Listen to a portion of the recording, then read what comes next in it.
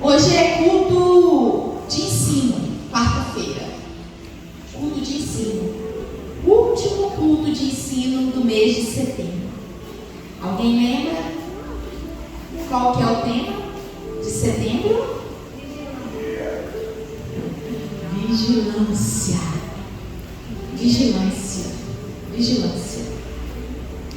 E glória a Deus, porque quando iniciou o tema, nem antes, pouco antes, quando o Senhor ele estava ali, nós estávamos orando com relação a esse mês, para esse tema, o Senhor ele já tinha me dado essa palavra. Ele já tinha me dado essa palavra. E como que Deus ele vem testificando e confirmando aos nossos corações durante este mês. Como que o Senhor ele vem falando conosco acerca da vigilância, acerca do esperar em Deus, esperar por Jesus. Esperar por Jesus. E quando João ele recebeu uma visão, né? João ele estava preso. Estava ali, ele havia sido exilado na ilha de Patmos e ele estava ali no período em que a igreja estava sendo perseguida. Oh, igreja sofrida, essa igreja primitiva.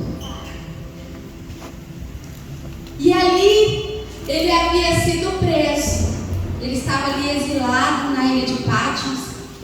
E o Senhor, ele trouxe para ele a visão de Apocalipse. A visão de Apocalipse. E dentro desse livro, né, de Apocalipse, ali Jesus veio trazendo várias revelações tão maravilhosas para João. Existem pessoas que têm tanto medo, que às vezes já vi pessoas falando assim: nossa, mas eu não gosto nem de abrir o livro de Apocalipse. Já me causa medo. O livro de Apocalipse é um livro rodeado de símbolos, de simbologias. Mas o livro de Apocalipse é um livro que vem nos revelando que Deus, ele já triunfou. Glória a Deus, aleluia. Vocês já pararam para pensar acerca disso? Que Deus ele já triunfou. Há algo que já está escrito que ele já triunfou. E aqui no livro de Apocalipse vai relatando que vem trazendo aqui a revelação às 7 igrejas, a exortação que era necessária para aquelas igrejas ali da Ásia, que estavam estabelecidas ali na Ásia. Aquelas igrejas eram igrejas que existiam. Eram igrejas existentes. Igrejas que foram estabelecidas ali naquele tempo.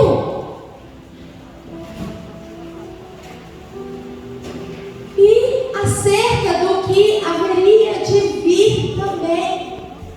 Acerca daquilo que, um tempo que haveria de vir, um tempo que estava acontecendo e algo que haveria de vir, que haveria de acontecer ainda. E quando Jesus então traz para ele aqui as cartas das igrejas, ele vem trazendo a cada uma das igrejas questionamentos, entendimentos, exortações. E louvado seja o Senhor, porque a cada uma ele vem dizendo assim: quem tem ouvidos, ouça o que o Espírito diz às igrejas. Aquela é uma palavra voltada às igrejas. As igrejas. E é algo muito maravilhoso que o Senhor ele vem nos falar nessa noite acerca dessa igreja de Filadélfia, que estava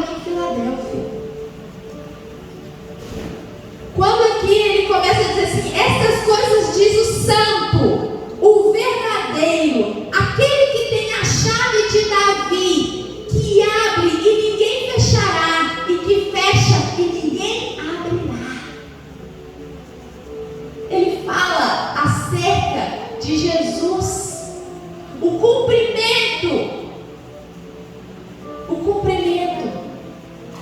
de tantas profecias messiânicas. Aleluia! Jesus, aquele que possui a chave de Davi. Aleluia!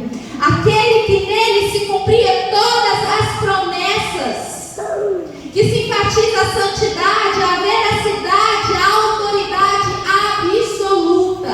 Jesus, o único que tem poder para abrir as portas do reino de Deus para o homem. O único que tem poder para dar acesso ao homem, ao reino de Deus. E assim ele começa essa carta para Filadélfia, para a igreja de Filadélfia. Olha que maravilha. Aleluia, Jesus. Irmãos, é importante nós lembrarmos que na época em que João ele teve essa visão, foi a época do imperador romano Nero. E nessa época foi sancionada a tortura e extermínio dos cristãos. Extermínio dos cristãos. Eu já até citei aqui em outras ministrações, mas exatamente nesse tempo aqui, Roma, a cidade de Roma, havia acontecido em Roma um grande incêndio. E esse imperador, ele culpou os cristãos desse incêndio. Então ele sancionou essa lei que os cristãos eles deveriam ser perseguidos e exterminados. E é justamente no meio desse contexto de tanta perseguição, de morte, que João recebe tamanha revelação tão maravilhosa. É justamente aqui, no meio de um caos, ele recebe essa revelação de que Deus já triunfou sobre o mal. E essa igreja de Filadélfia, nós vamos ler aqui, nós vamos ver que essa igreja era uma igreja pequena, que tinha pouca força. Era uma igreja que tinha pouca força.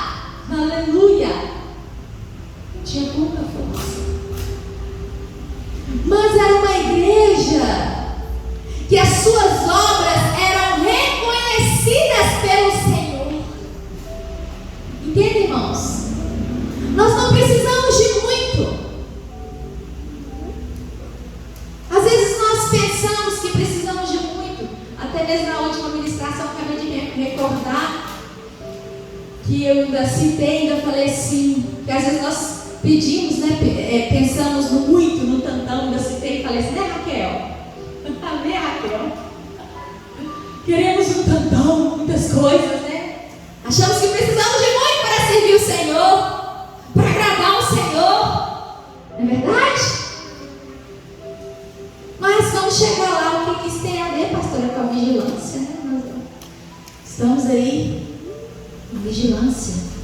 Mas era também uma igreja, essa igreja de Filadélfia era também uma igreja perseguida. Era uma igreja perseguida. E naquela época acontecia também que todos aqueles que se convertessem ao cristianismo, eles tinham ali dados como heréticos. Todos aqueles que se convertessem ao cristianismo, eles eram heréticos. Eles estavam abandonando a fé do judaísmo, né?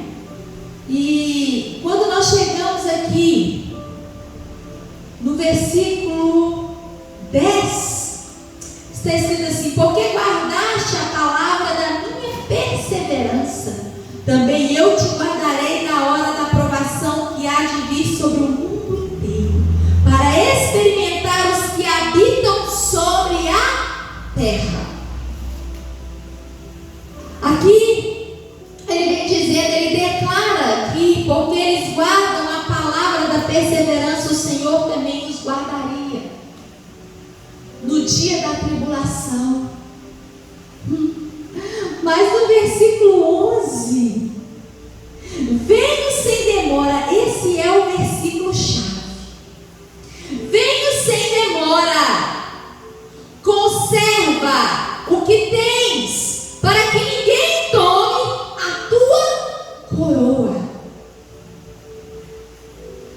E é nesse ponto que fica evidente, que fica claro para nós, como que a soberania divina de Deus, ela existe, mas não nos é retirada a responsabilidade humana.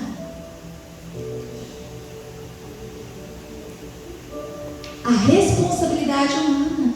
Conserva o que tens.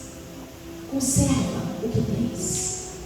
Guarda o que tens. E quando nós falamos sobre vigilância, vigilância quer dizer o estado de quem permanece em alerta, de quem age com precaução, com prudência. Vigiar também é prevenir, vigiar também é guardar. Entende, irmãos? Guardar. E é exatamente isso que Jesus ele estava dizendo: conserva, guarda o que tens, vigia sobre aquilo que você tem. E o que nós temos de mais precioso na nossa vida? O que nós recebemos de mais precioso?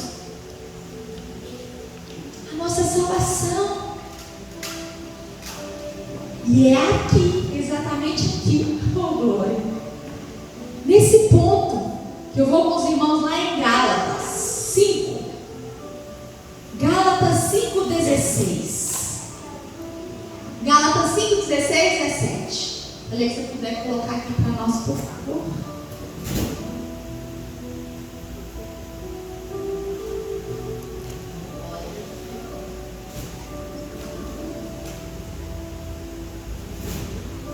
Digo, porém, andai em espírito, e não cumprireis a concupiscência da carne. 17. Porque a carne cobiça, ou tem algumas versões que vai dizer milita, contra o espírito, e o espírito contra a carne. E estes opõem-se um ao outro, para que não façais o que quereis. Irmãos, irmãs, não importa quanto tempo nós tenhamos de convertido, a carne ela não vai se converter. Ela não vai se converter. Ela não vai se converter. Aleluia. Ela vai continuar operando para a corrupção. Há uma necessidade de nós andarmos no Espírito. Há uma necessidade de nós andarmos no Espírito. Porque a carne ela vai continuar querendo andar em corrupção. E o que quer dizer corrupção? São os meios ilegais, o ato de corromper com finalidade de obter vantagens por meios considerados ilegais ou ilícitos.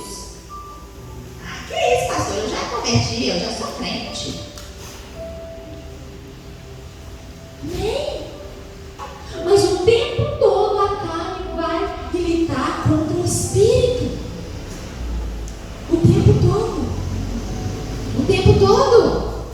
E nós temos que estar atentos a isso, irmãos. Atentos. Porque ela jamais irá se converter, ela jamais será espiritual. Por isso nós somos aconselhados a nos mover pelo Espírito e não pela carne.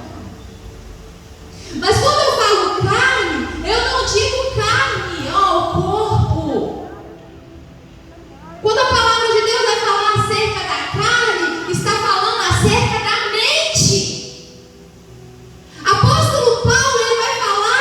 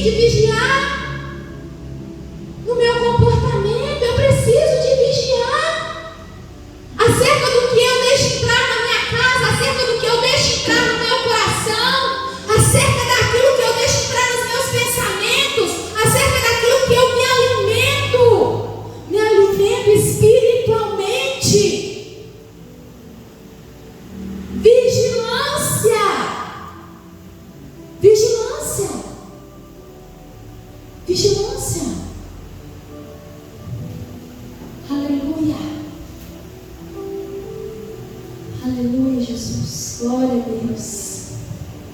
A mente, ela continua com os mesmos pensamentos, levando às vezes às velhas atitudes, aos velhos pensamentos, às coisas terrenas. E quando nós nos pegamos, às vezes, envolvidos muito mais com as coisas dessa terra do que com as coisas espirituais, e achamos que é um nada a ver. Quando nós achamos que é um nada a ver, a gente já tropeçou. A gente já tropeçou. Aleluia, Jesus. Aleluia. E nós precisamos de tomar alguns cuidados, irmãos. A Bíblia vai nos alertar acerca disso. Já parou para pensar que nós somos alvos do encardido? Nós somos alvos de Satanás. Existem pessoas que não acreditam, mas nós somos alvos. O tempo inteiro ele quer nos bombardear. O tempo inteiro ele quer nos bombardear. Bombardear o quê? A nossa mente. Começa tudo aqui. A Bíblia, inclusive, quando ela fala de coração, ela está falando daqui. Eu tenho que vigiar acerca daquilo que eu deixo entrar aqui, acerca daquilo que é prioridade verdadeiramente na minha vida. Eu já disse aqui uma vez, eu não vou tropeçar em pedras grandes. Eu começo a tropeçar em pedras pequenininhas. E de repente elas vão tomando uma proporção tão grande, mas que eu não consigo enxergar. Porque o inimigo, ele vai jogando os seus dardos inflamados, porque nós somos alvo dele. Irmãos, nós vivemos num mundo caído, corrompido. E o inimigo, ele é o príncipe das trevas. E nós estamos aqui estabelecendo o reino de Deus. Vocês acham que ele está muito feliz com nós? Ele está muito feliz? Não. Não está não. O intuito dele é nos matar. Mas não é matar. Não. Que é isso? É nos matar aqui dentro, dentro da igreja. Ele nos matando aos poucos, sim. Matando a nossa fé. Nos matando espiritualmente.